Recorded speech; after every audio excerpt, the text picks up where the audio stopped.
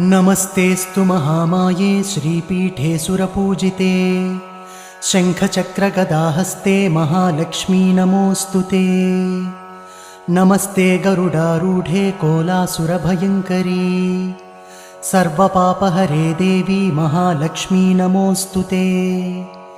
सर्वज्ञे सर्ववरदे सर्वदुष्टभयङ्करी सर्वदुःखहरे देवी महालक्ष्मी नमोऽस्तु ते।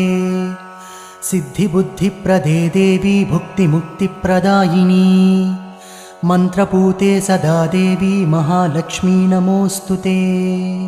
आद्यन्तरहिते देवी आदिशक्तिमहेश्वरी योगज्ञे योगसम्भूते महालक्ष्मी नमोऽस्तु ते। स्थूलसूक्ष्ममहारौद्रे महाशक्ति महोदरे महापापहरे देवी महालक्ष्मी नमोऽस्तु ते।